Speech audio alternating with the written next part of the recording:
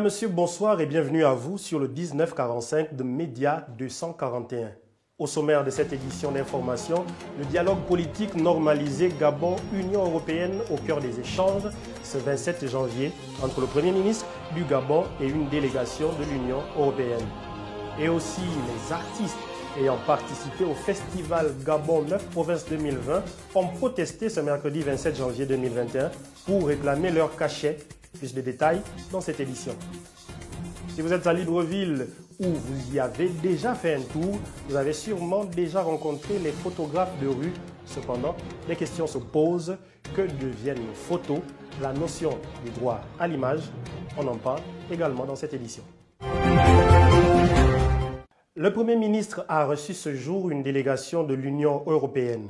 Au menu des échanges, le dialogue politique normalisé Gabon-Union européenne. Rose Christiane Osuka-Raponda a salué la tenue de ce dialogue important pour la consolidation du partenariat Gabon-Union européenne. La représentante de cette institution, Rosario Bento País, a réaffirmé la volonté de l'Union européenne à soutenir le Gabon dans ses actions gouvernementales. Élément. C'est vous dire que le Gabon fonde beaucoup d'espoir dans notre partenariat. Un partenariat que nous souhaitons toujours constructif et dynamique, afin de consolider davantage des liens d'amitié et de coopération très essentiels pour notre stratégie de développement. Le dialogue politique normalisé est pour nous un cadre essentiel de concertation équilibrée, de respect mutuel et d'engagement résolu en vue de réaliser des actions concrètes dans les domaines d'intérêt commun. Le gouvernement entend toujours voir ces actions s'inscrire dans la quête sans cesse renouvelée du développement à l'aune de l'agenda 2030 des Nations Unies, de l'agenda 2063 de l'Union africaine et aussi du plan d'accélération de la transformation 2021-2023 du Gabon.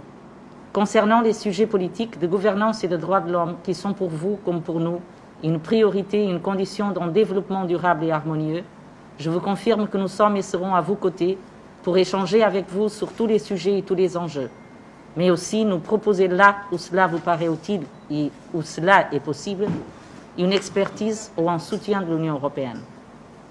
Nous savons que la promotion des droits de l'homme est pour vous, plus encore dans le contexte de votre élection au Conseil des droits de l'homme, une priorité et un engagement.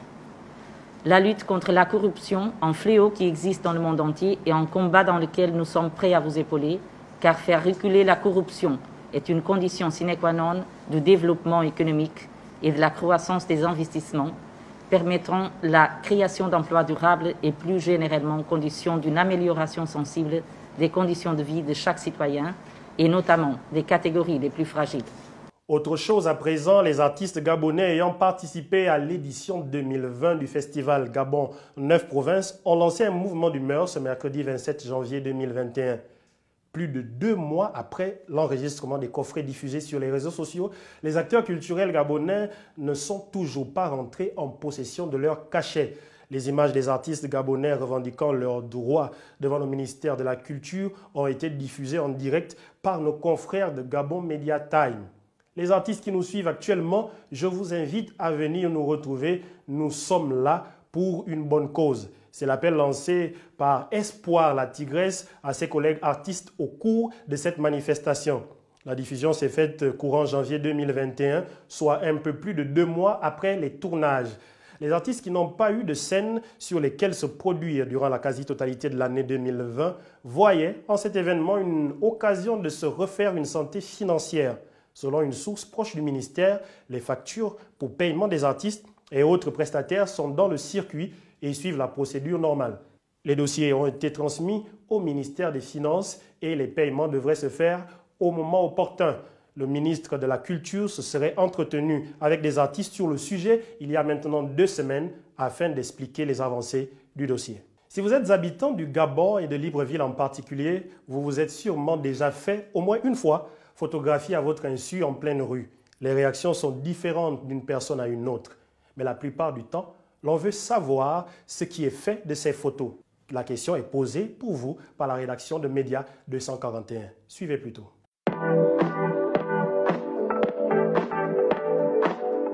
Ils sont partout à Libreville, pas besoin de chercher longtemps pour se faire un shoot. On les retrouve partout dans la capitale gabonaise, comme ici devant le centre hospitalier universitaire de Vando.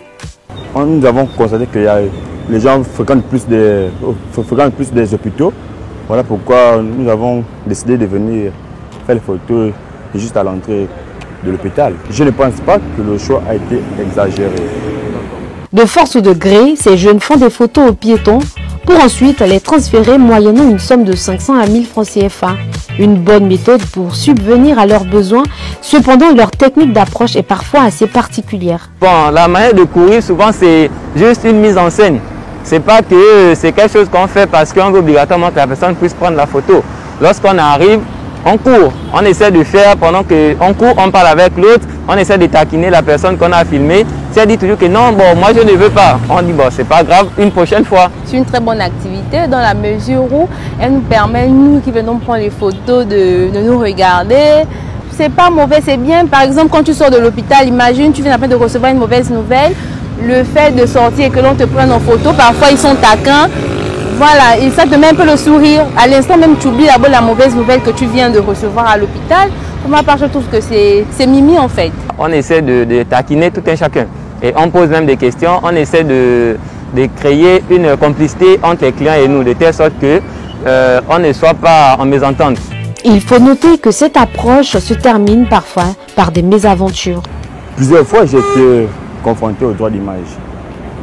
La première fois, c'était à la gare de Vando, avec un monsieur, et vraiment, il était vraiment en colère parce que j'avais filmé sans son avis. Et oui, il existe pourtant le droit à l'image, qu'on sache ces photographes que nous avons rencontrés. Je pense que pour nous les shooters, le droit d'image n'est pas vraiment respecté en fait. Le droit à l'image permet à une personne de s'opposer à l'utilisation commerciale ou non de son image, au nom du respect de la vie privée. Que font donc ces photographes de rue des photos après capture, qu'elles soient approuvées ou non par les propriétaires? Avant même que la personne ne se déplace, c'est là où nous sommes, on appelle la personne pour regarder à l'intérieur de la carte mémoire. Bon, voici vos images, regardez comment on les fasse. Soit même on formate la carte mémoire si avant ça on n'avait pas d'autres images qui étaient importantes qu'il fallait remettre à quelqu'un. Même si les questions sur la protection des images capturées ne sont pas suffisamment élucidées, ces jeunes tentent tant bien que mal de gagner leur vie à la sueur de leur front, et cela, on peut bien le leur concéder.